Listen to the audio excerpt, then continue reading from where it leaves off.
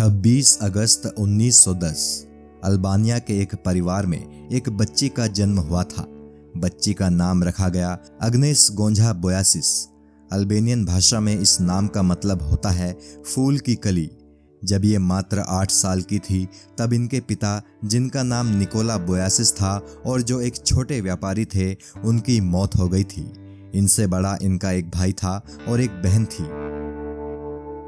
Agnes Gonxha दिखने में काफी खूबसूरत थी और अपनी बड़ी बहन के साथ ही घर के पास के एक चर्च में धार्मिक गीत गाती थी। जब ये 18 साल की हुई तो इन्होंने सिस्टर्स ऑफ लोरेटो संस्था से जुड़ने का फैसला कर लिया और आयरलैंड आ गई।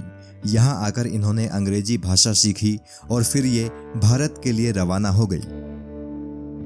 6 जनवरी सन 1929 को ये कोलकाता के लोरेटो कॉन्वेंट पहुंची। यहाँ आकर इन्होंने कॉन्वेंट में गरीब बच्चों को पढ़ाना शुरू कर दिया। जल्द ही ये बच्चों के बीच काफी लोकप्रिय भी हो गई।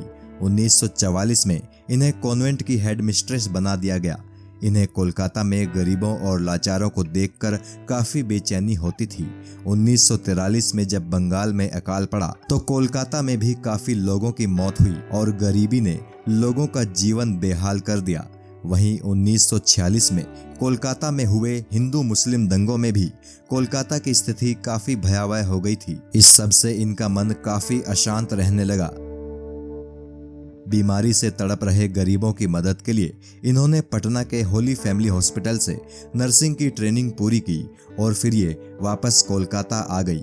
फिर कुछ दिनों बाद ये तालतला गई और यहाँ इन्होंने गरीब बुजुर्गों की सेवा करने वाली एक संस्था के साथ मिलकर काम करना शुरू कर दिया। गरीबों के प्रति अपनी सच्ची सेवा से इन्हें ख्याति मिलनी शुरू हो गई। कई बड़े अफसर और नेता, यहाँ तक कि प्रधानमंत्री भी इनकी तारीफ करने लगे। इस दौरान इनका खुद का समय भी काफी मुश्किलों में बीता। ये लोरेटो की सुख और सुकून वाली जिंदगी छोड़ चुकी थी। इनके पास आमदनी का कोई और जरिया नहीं था। कई बार खाने के लिए भी इन्हें दूसरों पर मोहताज होना पड़ता था। इनके शरीर ने कई बार हार भी मानी, लेकिन इनके मन ने इनका हौसला डिगने नहीं दिया। 7 अक्टूबर 1950 में इन्हें वेटिकन से मिशनरीज ऑफ चैरिटी की स्थापना करने की इजाजत मिल गई।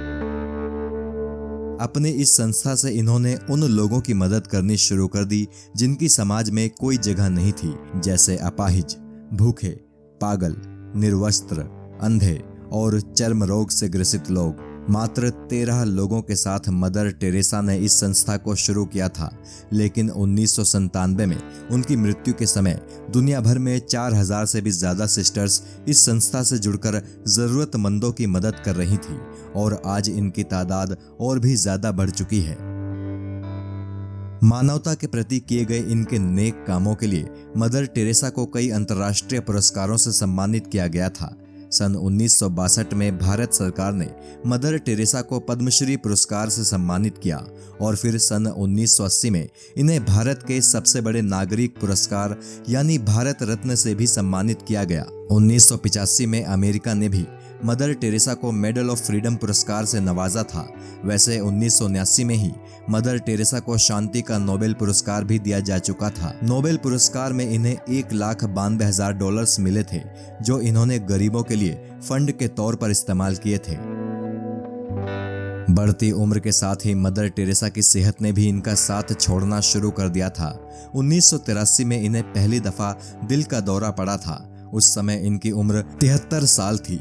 ये वो टाइम था जब mother Teresa pope John Paul द्वितीय से मिलने वेटिकन गई हुई थी। 1989 में इन्हें दोबारा दिल का दौरा पड़ा। इन्हें एक कृत्रिम पेस मेकर भी लगाया गया था। कुछ दिनों तक ये ठीक रही, लेकिन बाद में इनकी सेहत गिरना फिर शुरू हो गया। 1991 में इन्हें मैक्सिको में न्यूमोनिया हो गया। इससे इनके दिल की सेहत और ज्यादा खराब हो गई। 13 मार्च 1997 को इन्होंने मिशनरीज ऑफ चैरिटी के मुखिया के पद को छोड़ दिया और फिर 5 सितंबर 1997 को कोलकाता में इनकी मौत हो गई। 19 अक्टूबर 2003 में पोप जॉन पॉल ने इन्हें धन्य घोषित किया और फिर 2016 में मदर टेरेसा को संत की उपाधि भी दे दी गई।